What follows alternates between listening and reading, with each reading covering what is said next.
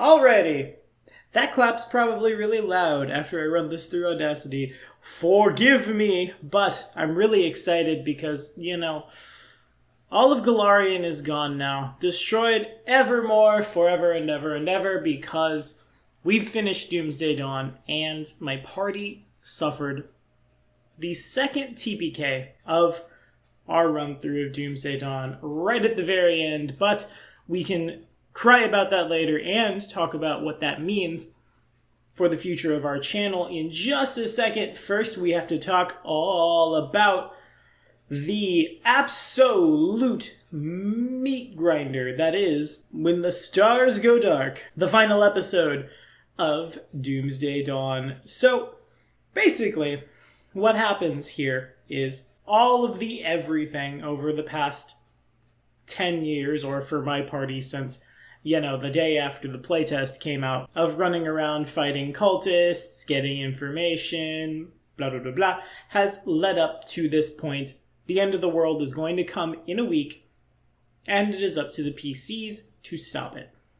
To do so, the PCs enter a very Osirian-themed demiplane, and then are promptly put through the ringer. Some of the hardest encounters I've ever seen in my career, though admittedly all of the high-level stuff I've done before I've made homebrew happened in this thing. The AP wastes no time and pulls no punches.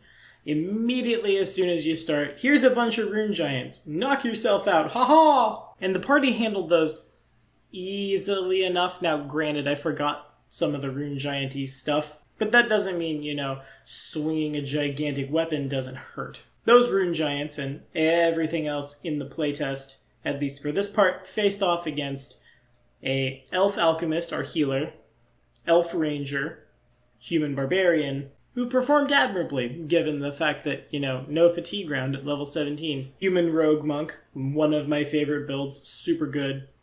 And goblin wizard, the mighty Chewy.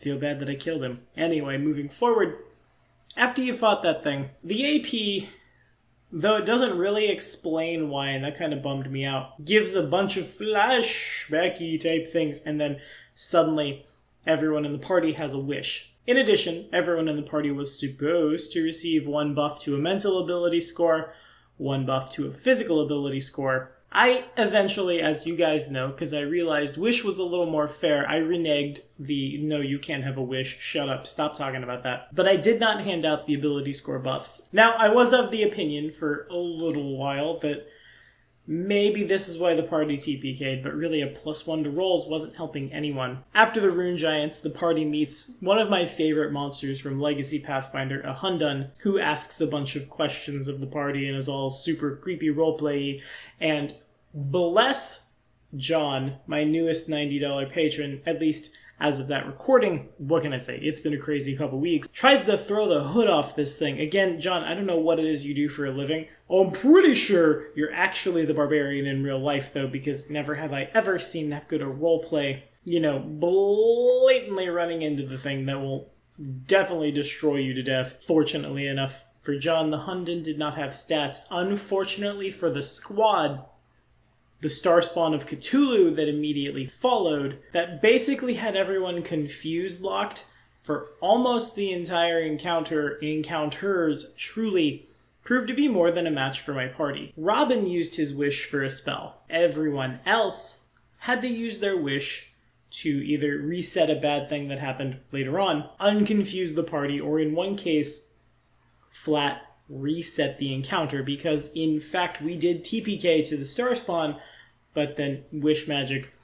Of course, wish magic carries with it very real, very potent consequences that I will say that my party, or should I say, my players, have yet to see. And all 5 of them pop their wishes here. After the star spawn, there's a hole in the ground that wisely took my party quite a while to navigate, given that you just kind of would jump down and then gravity would reverse and you'd fall up into the next part of the dungeon, which is hilarious when you feather fall yourself, by the way, can I just say. Because gravity's floating you this way, and then everything turns, and then gravity's floating you this way, and then everything turns, and gravity's floating you this way, and you divide by 0, and everyone thinks it's funny. And then you're dumped immediately into a fight with a Shoggoth, which wasn't so bad for the party. But what was bad was the fight that followed. My friends, do you see this map to my left here? Or my right, your left. Things are hard. Anyway, you see how it's kind of, cone-shaped? Now imagine, if you will, a green dragon on the other side of that door who can't get into the next room, but can get his breath weapon into the next room. A squad of Denolos who basically just popped all their dominates as fast as they could, if for no other reason than to confuse, slow, and can I say we know what confuse does? Confuse is the good debuff. Evermore. Really, that's what killed my party as many times as they died in Doomsday Dawn.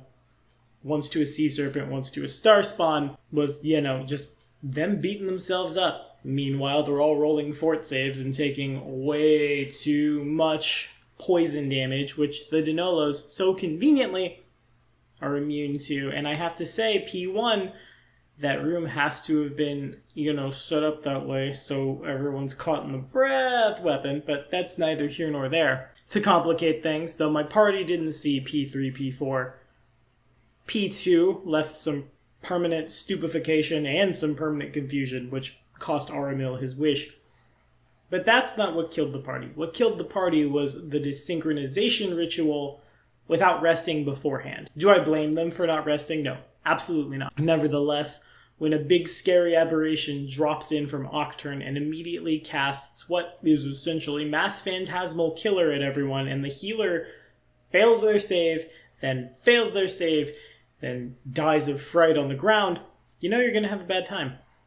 Hero points were used to stabilize, but it doesn't really matter when... Okay, check this out. Ramlock has a bit of grossness here, and yeah, that's the last boss, big Mr. Spoopy there. That Tendril Slam... Oh, by the way, when he hits you with one of these creepy things, you get stuck to him, and then he picks you up, and then takes you, and finds you, another player, and whap into that player with your player, and everyone's taking a bunch of damage. It was mean. We lasted 3 rounds. So what does that mean for Golarion at large? That the party TPK'd? Well, frankly, and this will remain canon in all of my, except if we run like 2 EAPs, but all of my older stuff, like, say, Carrion Crown, which we're about to do, or Wrath of the Righteous, in 4718, Octurne merges with Golarion, consumes Golarion, and emerges as a great old one. I happen to believe this is why the gap happens, Starfinder things, and Ramlock is now the only living creature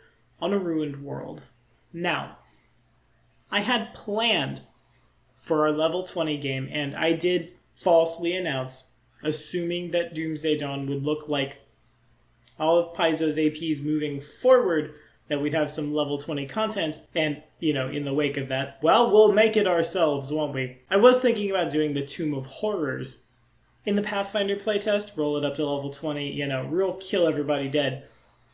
And since my party takes 20 minutes to jump down a pit that literally is harmless, I think that I've been really good at the Tomb of Horrors. However, the story I had put together for where the Tomb of Horrors would have been, and I think I'll just tell you, this is from In Pale Mountain's Shadow, and over at C7 that was beyond the scope of this adventure, and there's 3 doors there, not unlike how the Tomb of Horrors started. Instead, we're going to do a vengeance scenario, I will call it, because, we have a new great old one to kill. I'm very excited for it. It will begin at level 20 in the Pathfinder playtest this coming Friday, 7 to 10 on Twitch.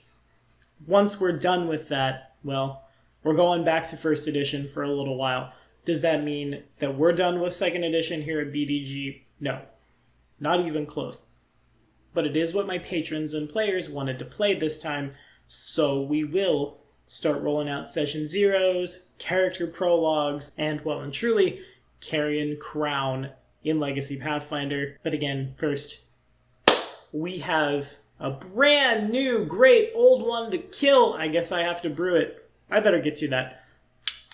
See you guys Friday.